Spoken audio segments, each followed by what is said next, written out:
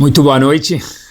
O tema que a gente vai falar hoje é algo, na verdade, super power, ainda mais tem a ver com o século XXI. Parece, eu sempre achava que no século XXI ele foi necessário, ele é necessário, melhor dizendo, mas a gente vai ver que esse tema é um tema must, um dever, desde long time ago, muito tempo atrás. E óbvio que nos dias de hoje é od yoter tov, é mais necessário ainda, né? Mas é um tópico power. Resumo curto para a gente poder chegar onde a gente precisa. Nós tivemos 3 avot, Avraham, Yitzhak e Yaakov, 3 patriarcas. Se a gente for notar, Avraham Avinu, ele teve uma criação muito curiosa, onde Avraham Avinu, ele primeiro seu pai fez idolatria, Avraham Avinu veio de uma casa de idólatras, e ele teve que depois ir conhecer Hashem sozinho. 2 filhos, Ishmael e Yitzhak, ele que formou a locomotiva do trem chamado Bnei Israel. Em seguida vem o segundo dos patriarcas, Yitzhak. Esse filho já vivenciou uma casa religiosa, uma casa com alicerces que a Torá preza, e ele foi a única pessoa no todo o Tanakh, Torá Nevim e Ktuvim, convocada por Hashem para ser um korban, para ser uma oferenda para Hashem. Na verdade, a Kedat Yitzhak era que Yitzhak devia ser uma oferenda para Hashem, um korban. Então ele é até chamado de Olat Mimah, um korban olá, o nome de um korban. Quer dizer, Yitzhak é um ser humano que é chamado por Hashem de um korban, de uma oferenda. Único, no Tanakh inteiro. E terceiro dos últimos patriarcas era Yaakov. Yaakov teve 12 tribos, que a gente conhece. Essas 12 tribos são um mix de personalidades diferentes, cada um com sua personalidade. E Yaakov foi o único que teve os filhos todos no caminho da Torá. Porque Avraham Avinu teve Ishmael e Yitzhak teve Esav. A gente vai hoje fixar num personagem que não se fala muito sobre ele, que é Yitzhak. Muitas vezes a gente fala sobre Avraham Avinu, fala sobre Yaakov. Hoje, Bezat Hashem, a gente vai deslanchar por aqui no tema do shur de hoje e falar um pouquinho sobre Yitzhak, o segundo dos patriarcas que a gente mencionou de uma forma resumida há um minuto atrás. É o seguinte, pessoal, Yitzhak teve 2 filhos, Yaakov e Esav. Bastante action em sua vida, né? Esav era o primogênito e tinha uma brachá de ser o primogênito, de ganhar tudo a mais, de ter o privilégio de trabalhar no futuro, no Mishkan, no tabernáculo e no Bet HaMikdash, e ele acabou vendendo isso para Yaakov e teve todo um action que essa venda causou. Ele fica, Yaakov, por Esav ter raiva dele, de ele próprio ter vendido essa Bechorá, o fato de ser primogênito, para Esav ter vendido para Yaakov. Esav tem raiva de Yaakov e Yaakov tem que fugir dos seus pais, do seu irmão, por mais de 2 décadas. Esav estava muito, muito chateado com ele. E agora eu vou contar para vocês um passuco que está na Torá, que ele é pouco conhecido, mas está na Torá. Bereshit, capítulo 27, passuco 41. Confiram, please. Vayomer Esav Belibo. Long date depois, quando Esav e Yaakov já estavam bem mais velhos, Yitzhak também, Vayomer Esav Belibo. Esav disse no seu próprio coração. Como a gente sabe disso? Porque Hashem está contando para a gente na Torá, a gente não tem como saber o que Yaakov estava falando com o coração dele, quer dizer, os sentimentos dele. A gente vê sentimentos na Torá aí, curioso. Voltando, Vayomer Esav Belibo. Esav começou a pensar consigo mesmo, falar com seu coração. Vaikrevu Yeme Evel Aviv. Os dias do meu pai falecer, Yitzhak, Esav falando sobre Yitzhak, seu pai, já estão chegando. Vehargai Yaakov achi. Aí quando meu pai morrer, a primeira coisa que eu vou querer fazer é o quê? Matar o meu irmão Yaakov. Ou seja, Esav, depois de muito tempo, ainda continua com muita raiva de Yaakov, por ele Esav ter vendido a primogenitura para Yaakov, mas ele está com muita raiva, muito ressentido disso. Ele falou, só deixa meu pai falecer, Yitzhak, que eu, Esav, vou matar Yaakov. Passuco na Torá, pouco conhecido, mas está na Torá. E aí, beleza. diferente de Cain e Hevel. Cain ficou com raiva, o que ele fez? Imediatamente ele matou Hevel. Aqui não. Aqui Esav já estava com muita raiva de Yaakov, e ele falou, eu não vou matar ele agora. Ele falou, deixa eu esperar meu pai morrer, só depois disso, depois de algumas décadas de paciência de Esav, eu vou matar Yaakov. E a pergunta é, um minuto, algumas perguntas. A primeira pergunta é, porque ele não fez que nem Cain? Cain ficou chateado, na hora ele matou seu irmão Hevel. Porque aqui, o que fez Esav esperar décadas? Falou, olha, meu pai, depois que meu pai morrer, eu vou levantar, que eu tenho muita raiva de mandar e de matar meu irmão Yaakov. Porque ele não matou imediatamente.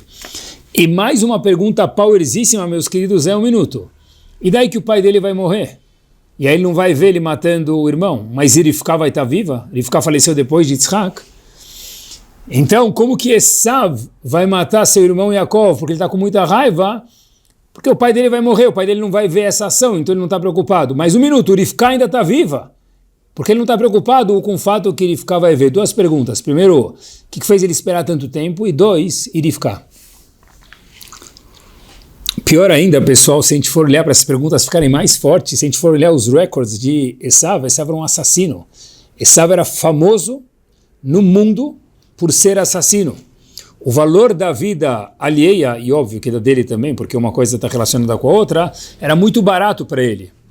Então o que fez ele demorar tanto para matar Yaakov? Pessoal, aqui tem uma resposta gigantemente forte e muito contemporânea aos dias de hoje. Um must para cada um nas nossas vidas. Algo, na verdade, inacreditável.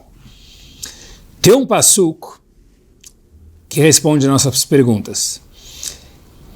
Antes de Esav falar, eu quero matar meu irmão Yaakov, vou só esperar meu pai Yitzhak falecer, em Parashat Toledot também tem um passuco que talvez seja mais famoso. Vayehav Esav et Esav kitzait bepiv. Yitzhak gostava muito de Esav. Yitzhak, mais uma vez, seu pai gostava muito de Esav. Verivka ohevet et Yaakov. E Rivka gostava de Yaakov. Pessoal, olhem a resposta aqui, power. Esav tinha uma pessoa no mundo que apostou as fichas nele.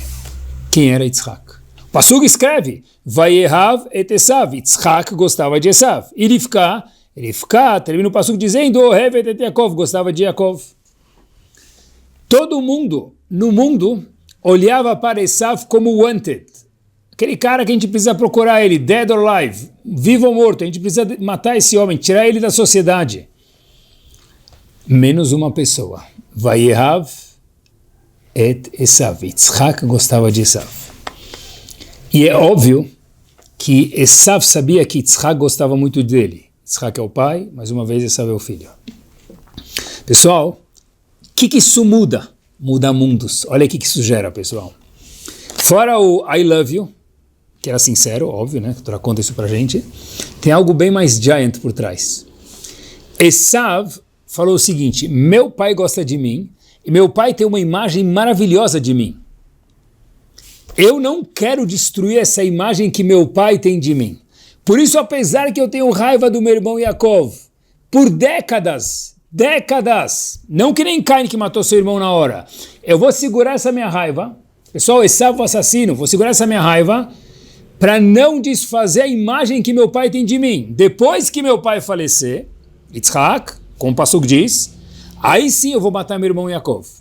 Por isso que o passuco fala, Vayomer Esav belibó, o passuco que a gente mencionou no começo, Esav disse para si mesmo, meu pai vai falecer, aí eu vou matar meu irmão. A gente perguntou, Rivka, vai estar viva? Não interessa, porque Rivka ou Ohevet Yaakov. Rivka apostou suas fichas em Yaakov. O único homem no mundo que apostou as fichas em Esav, quem foi? Yitzhak. Então, Esav falou, eu não quero desapontar meu pai. Por isso que ele não matou Yaakov, não tentou matar seu irmão Yaakov, até depois que o pai dele faleceu. E, pessoal, prestem atenção. Se Esav, meus queridos, quem sabe, se Esav não tivesse um pai Yitzhak que acreditasse nele, o que seria de nós hoje? Por quê? Porque essa é a única razão que fez com que Esav postergasse matar Yaakov, e no fim já Yaakov foi embora, fugiu, e Esav acabou não matando ele. Mas, se não fosse o fato que Esav tivesse suas fichas apostadas por Yitzhak nele, Esav teria matado Yaakov imediatamente. E não teria talvez Bnei Israel, o mundo seria completamente diferente e nós não estaremos aqui. Ou seja, a gente está aqui porque Yaakov está vivo. Por que Yaakov está vivo? Porque Esav não matou ele igual Caim matou Eva imediatamente. Ele era assassino, ele não tinha medo de matar, não tinha nenhum problema com isso. Resposta é uma só. Meu pai gosta de mim, ele tem uma imagem forte de mim. Por conseguinte, eu não quero distorcer essa imagem que ele tem de mim. Eu vou ter que esperar ele morrer para depois fazer o desfeito. E por isso que a gente está aqui hoje. Vou dar um passo adiante com essa ideia de quando a gente acredita no outro, a gente cria uma imagem, essa pessoa vive essa imagem e ela executa a vida conforme essa imagem, como foi no caso de Yitzhak e Esav, algo psicologicamente e realmente magnífico. Acompanhe mais um ponto, um passo adiante. A gente tem um assunto na Torá, em Parashat Ki Tetzei, e tem uma Gemara que fala bastante sobre isso no Tratado de Sanedrin, no caso, sobre um menino chamado Ben Sorero Moré. De forma muito resumida, Ben Sorero Moré era um jovem, não é um caso, é uma halachá, uma lei, um jovem que começa a comer carne crua, beber vinho, rouba os pais para comprar carne, beber vinho, e tem muitos detalhes na Torá, muitos detalhes mais uma vez, mas a Torá fala, olha, se ele passar todos os detalhes, tem alguns detalhes tem que seguir eles, se ele derrubar todos esses cones no meio do caminho, vamos chamar assim, aí esse menino, que é um jovem menos de 13 anos, merece falecer. O Bedin mata ele. Por quê? Diz o Talmud, Yamud Zakai vale Yamud Chayav. É melhor que ele faleça agora, ainda boa pessoa, porque a gente está vendo, conforme as coisas que ele está fazendo, que ele vai acabar virando um grande vilão. Então o Talmud fala, é melhor que ele morra agora, o Bedin termine a vida dele agora, do que ele continue vivendo. Óbvio que tem muitas regras e muitos pormenores, mas voltando, esse é o Ben Sorero Moré, é o título dele. Uma criança rebelde. Agora, tem um detalhe que chama muito a atenção, que o Pasuk fala, Vetav subo aviv veimo veotzioto. O pai e a mãe têm que pegar, como que é o processo, um dos detalhes do processo, que a gente não vai mencionar todos, mas um deles a gente vai mencionar porque tem a ver com o shiur. O pai e a mãe levam ele para o Bedin, depois que constatam todos os pormenores que ele violou, e se bater com a lei, então levam ele para o Bedin para executar ele. Mas o Pasuk fala que o pai e a mãe, Vetav subo aviv veimo veotzioto, eles levam ele para o Bedin para executar ele. E a pergunta é, pessoal, por que tem que ser o pai e a mãe? Se todo ponto é que o menino ele violou muitas leis, e regras que a Torá viu que não tem mais como voltar atrás, lá que a Gemara explica em detalhes no Tratado de Sanedrin, mais uma vez, então que só o pai levasse ou só a mãe levasse, porque precisa ser o pai e a mãe. E o Talmud fala que se os dois não levarem, o menino não é Ben Sorero Moré. Por quê? É absurdo. Se ele tem as leis de um Ben Sorero Moré, porque ele violou tudo o que precisava, e ele tem que ir embora do mundo, então o que muda se o pai e a mãe levam, ou só o pai ou só a mãe? E o Pasuk fala, Vetav subo aviv veimo, tem que ser os dois que levam esse menino no Bedin para analisar e não deixar ele mais em vida.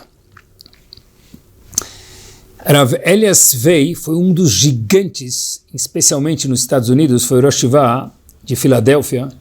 Ele faleceu em 2009, relativamente contemporâneo a gente. Hein? Ele fala o seguinte, por que tem que ser o pai e a mãe? Pessoal, olhem que brilhante. Ele fala o seguinte, se for um só, por que não, essa criança não é um Ben Sorero Moré, ele continua vivo? Diz ele o seguinte, porque se o pai e a mãe levam ele para o Bedin, é porque nenhum dos dois acredita mais nessa criança. Ele fala, meu filho violou tudo, eu vou cumprir a lei e vou levar ele para o Bedin. Se só um leva, quer dizer que o outro que não está levando, fala o quê? Eu ainda acredito, seja o pai ou a mãe, que meu filho pode mudar. Então diz Alahá brilhantemente, só um leva, por isso que o Pasuk fala, se não for o pai e a mãe, ou seja, só um leva, esse filho não é um Ben Sorero Moré, ele continua vivo. Por quê? Porque o fato que um dos pais, seja o pai ou a mãe, não levou, é porque ele acredita nessa criança. Então a Torá diz, se ele acredita nessa criança, essa criança ainda pode mudar. Se o pai e a mãe levam a criança para o Bedin, é porque ninguém acredita nele, nem o pai nem a mãe. Essa criança não tem mais solução. That's it, the end. Pessoal, olhem que power. Quando a gente acredita em alguém, a gente dá vida para essa pessoa, seja ele Esav, que era um assassino, mas ele falou para o meu pai, eu não sou visto como assassino, então não posso me comportar assim. Seja o Ben Sorero Moré, que tinha um monte de regras que ele violou, roubou e fez coisas gravíssimas para uma criança, e a Torá fala que se o pai ou a mãe não levam, é porque alguém ainda acredita nele, assim diz, explica Rav Elias Vei, Zichron Libraha. Por isso que ele não é um Ben Sorero Moré. Anima Amin, eu acredito em Hashem, certeza que precisa, mas naqueles que estão do nosso lado, não menos, nas devidas proporções. Que segredo maravilhoso, pessoal, que Torá maravilhosa, de verdade. Quando a gente consegue olhar para um jovem, para um filho, para um cônjuge, para um congregante, para um funcionário, além do agora, é porque a gente está acreditando nele. Incrível. Qual que é o nosso job? O nosso job é anima a mim, eu acredito em você. E não dá para enganar, eles sabem disso. Faro fino. Só que tem que ser de verdade. Sabem que um dos grandes homens no mundo da Halachá e um Rosh Yeshiva em Toravadat, chamado Rav Israel Belsky, ele disse que uma vez ele estava falando para professores, ele falou que um Rebbe, um professor, que ele não acredita nos seus alunos, ele está na profissão errada. Um professor que dá aula para uma classe ou muitas classes, ele não acredita nos seus alunos, todos, ele está na profissão errada, porque o aluno ou aluna, impossível mudar ele se o mentor não acredita nele. E o giant é que se a gente acredita de verdade, essa pessoa vai acabar sendo o que a gente acredita. Olhem só aqui, master. A gente sabe que a gente tem muitas mulheres que foram profetisas, o Talmud diz, no Tratado de Megillah, mas uma que é muito, muito famosa e ficou escrita também nos Nevi'im e nos Ktuvim é Esther. Esther, na verdade, Megillat Esther, história de Purim. Esther teve uma história assim absurda, se a gente for imaginar. Esther casou com Ahasverosh. Esther é uma profetisa. Tentem imaginar, pessoal, uma mulher que era profetisa casar com um homem que não era do povo. Algo assim absurdo. Ahasverosh desgostava dos Yehudim, diz o Talmud no Tratado de Megillah, mais do que Aman desgostava da gente. Todo mundo conhece que Aman não gostava dos Yehudim.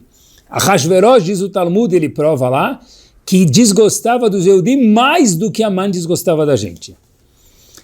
Então, ela nem podia contar, por ordem de Mordecai, da onde ela, Esther, veio, que ela era descendente real de Shlomo HaMelech. E pior do que tudo, pessoal, essa mulher, que era uma profetisa, Esther, casou com alguém que não era do povo, um homem que detestava os Yehudim, não podia contar de onde ela era, e ela teve um filho com ele, indiscutivelmente.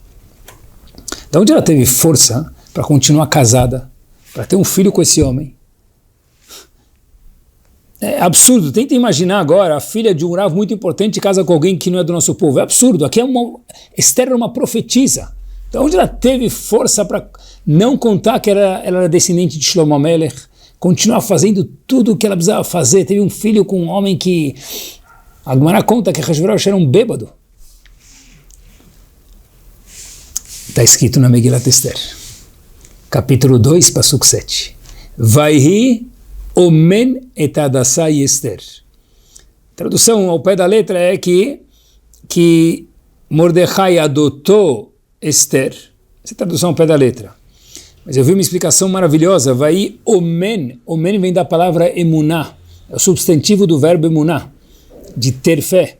Omen é o substantivo. Omen, ele é o verbo, melhor dizendo. Ele omen, vai omen. Emuná é o substantivo e omen é o verbo. Então disse Esther, da onde eu surgi, assim diz Megillat Esther, vai omen et Hadassah e Esther. Já que Mordecai acreditou em Esther, ele falou, olha, nós dependemos de você, se você foi escolhida para ser a rainha, é porque nós dependemos de você, e eu acredito que você vai conseguir fazer essa função. Vai omen, da palavra emuná, eu acreditei em você. Na hora que Mordecai acreditou em Esther, de uma forma de subconsciente, também Esther não queria decepcionar Mordecai e se comportou conforme. Esav, Ben Sorero Moré e Esther, 3 personagens, cada um com seus méritos. Vou contar para vocês, pessoal, um fato pouco conhecido, mas se não fosse que ele fosse algo mais público, não poderia contar, seria proibido. Um dos Rashei Shivot de Lakewood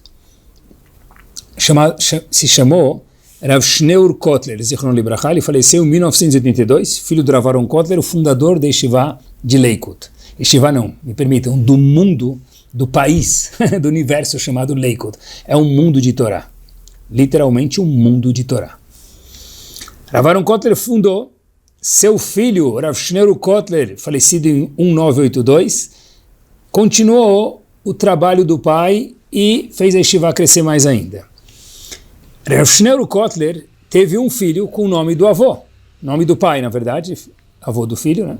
Nome do pai, Rav Aaron Kotler. Esse Rav Aaron Kotler, ele foi mandado embora de 11 yeshivot durante sua jornada de estudos. Escutou certo, 11 yeshivot, ou seja, Guinness, isso mesmo, livro dos recordes, né? Quando a gente escuta, foi mandado de uma escola, embora de uma escola 2, já é grave, 11 escolas. E o pai, Rav Shneur Kotler, que era Rosh Yeshiva de Lakewood, BMG, ele recebeu 11 vezes, convidamos seu filho a se retirar dessa escola. De novo. Pessoal, esse homem, ele próprio contou, por isso que eu conto para vocês, em público, que ele falou o seguinte, se eu sou quem eu sou hoje, foi isso que ele falou e estou repetindo, é porque minha mãe nunca abriu mão de acreditar em mim. Repetindo as palavras que ele falou. Por isso eu sou quem eu sou hoje. Esse homem, pessoal, ele não é o Rav de BMG, de Yeshiva de Lakewood, ele é o CEO, ele trabalha na office, no escritório de BMG, e BMG, em 1996, tinha 1.700 alunos. Esse homem que trabalha lá fez BMG subir de 1.700 alunos para quase 7.000 alunos. Por quê?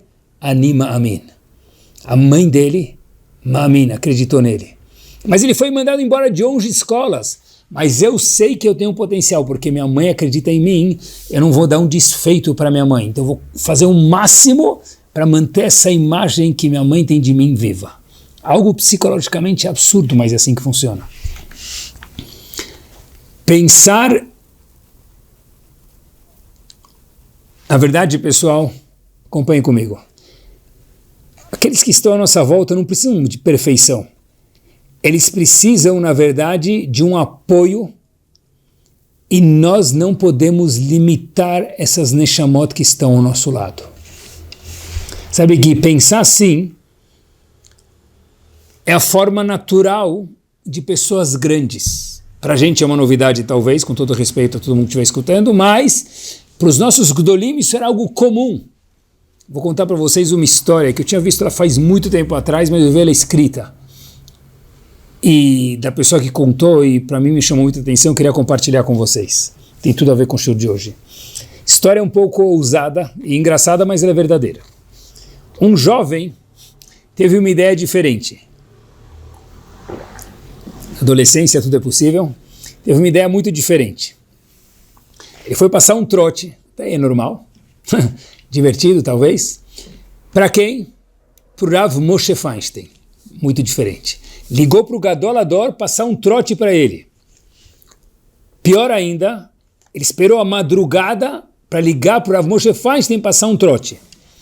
Ele liga para o Moshe Feinstein no meio da madrugada, pós meia-noite, Fala, eu tenho uma pergunta urgente. Rav Moshe Feinstein era o Gadol Hador, o gigante da geração. Perguntas dos 4 cantos da terra vinham para ele, de todos os tipos, cores e sabores.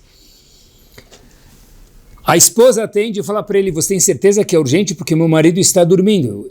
Esse jovem diz, sim, é urgente. O menino começa a conversar com Rav Moshe Feinstein, recém-acordado, e Rav Moshe Feinstein logo percebe que é um trote.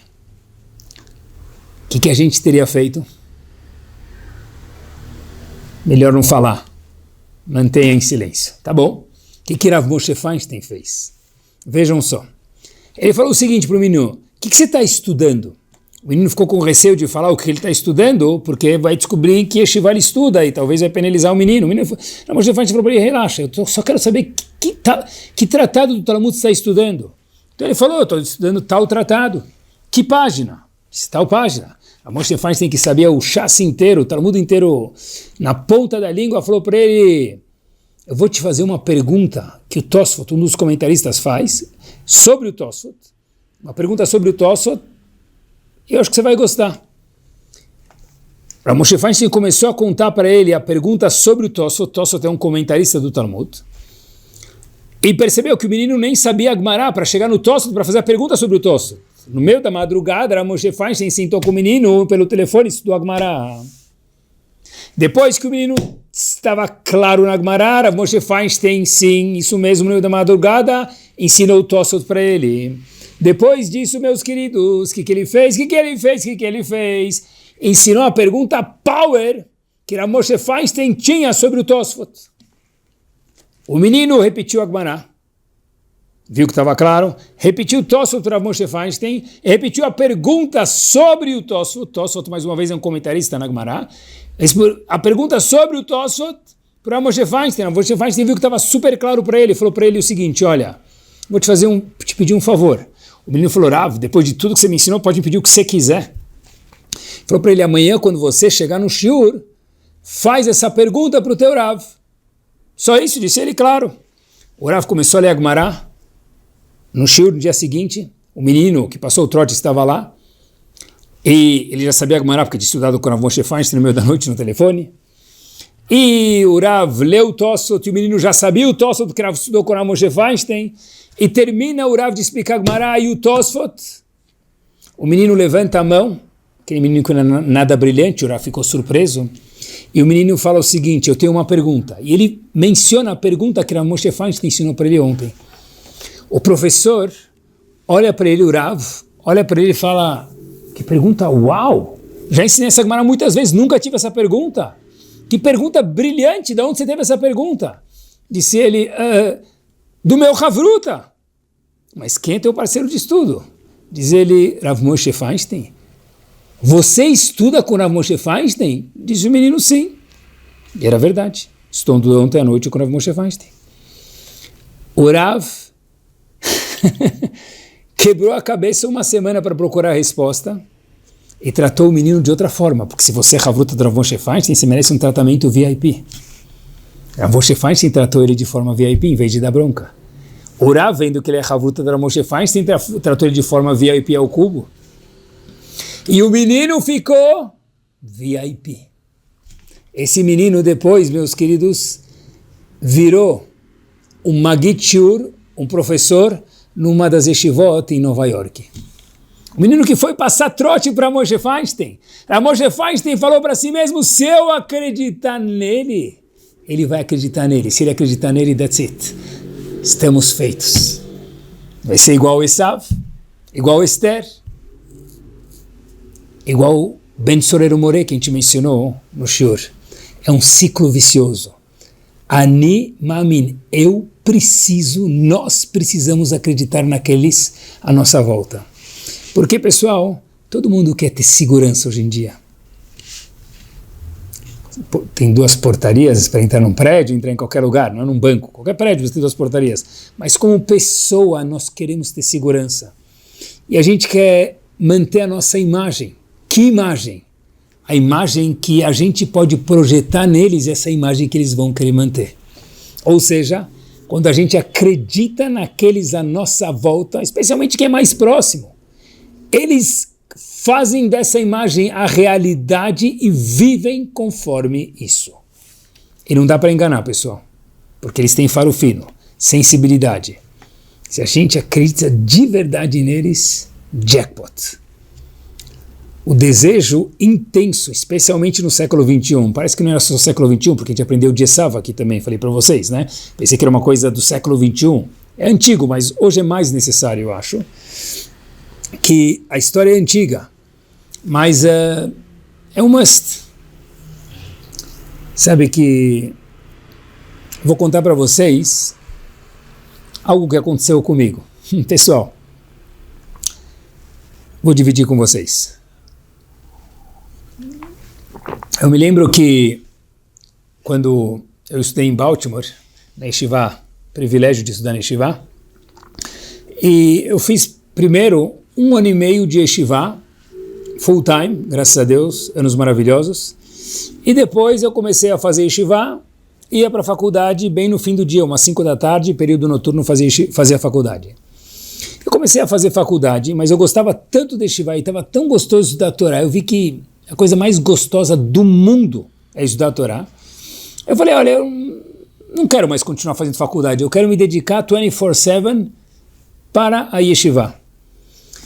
E eu fui conversar com o meu Rav naquela época, que era o Rav Schlanger, Zichron Libracha, e eu falei, olha, eu quero só parar de fazer a faculdade e quero continuar fazendo Yeshiva. O Rav olhou para mim e me perguntou por quê, aí eu expliquei, e depois ele volta com uma resposta dias depois e fala, olha, você tem que continuar fazendo faculdade. Eu falei, Rav, mas eu quero estudar a Torá, e vocês pregam aqui que a Torá é a coisa mais importante do mundo, então me deixe estudar a Torá. Disse ele, não. Você tem que continuar estudando a Torá e no fim do dia fazendo faculdade. Aí eu falei para ele, mas por quê? Ele falou, porque eu estou te falando. Eu falei, Rav, desculpa a ousadia, mas por quê? Ele virou para mim e falou o seguinte, lembro como se fosse hoje, porque eu peguei o telefone, naquela época não tinha outros meios de comunicação, eu peguei o telefone e liguei para o Rav Shach, ele era próximo do Rav Shach, Zichron Libracha, e eu contei para ele o seu caso. Falei que você veio do Brasil, falou para os teus pais que você ia fazer faculdade, piriparará, todo o cenário, e Rav Shach, depois de escutar, falou, esse menino faz yeshiva e obrigatoriamente ele precisa ir para a faculdade. Eu depois que escutei que Rav Shach me mandou ir para a faculdade, eu fiz yeshiva com o maior carinho do mundo, depois eu tive a oportunidade de ficar no Kolel também, que foi a coisa mais maravilhosa do mundo, mas eu não só fiz graduação, eu fiz pós-graduação nos Estados Unidos, eu fiz Master de Business Administration. Mas por quê?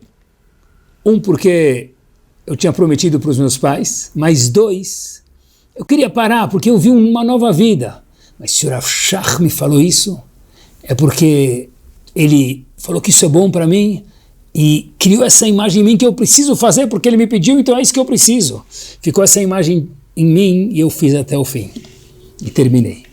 Pessoal, quando a gente cria uma imagem para uma pessoa, mas tem que ser verdadeira, nela, essa pessoa vive conforme essa imagem. Pessoal, que ferramenta mais poderosa, pro lado positivo, óbvio. A gente pode estar...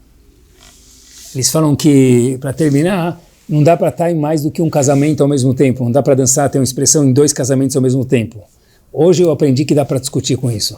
A gente pode estar em 10 casamentos ao mesmo tempo, porque a gente tem, pessoal, não literalmente, mas se a gente tem alunos, filhos, discípulos, pessoas ao nosso redor, e a gente investe nessas pessoas, a gente acredita nelas de verdade, a gente é um pedaço delas onde a gente estiver. Então a gente pode estar em 10 lugares ao mesmo tempo, porque essas pessoas são uma faísca nossa em algum lugar.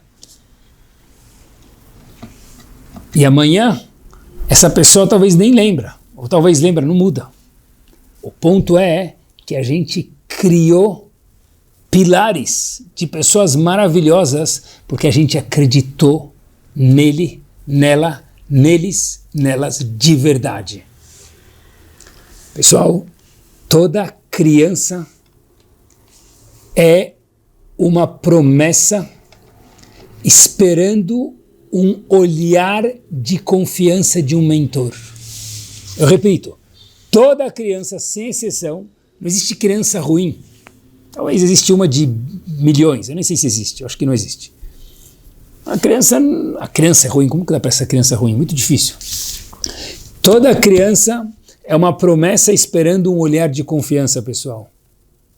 Se a gente plantar a fé, que a gente confia neles, a gente vai colher gigantes. Nada melhor do que isso. Semana espetacular a cada um de vocês.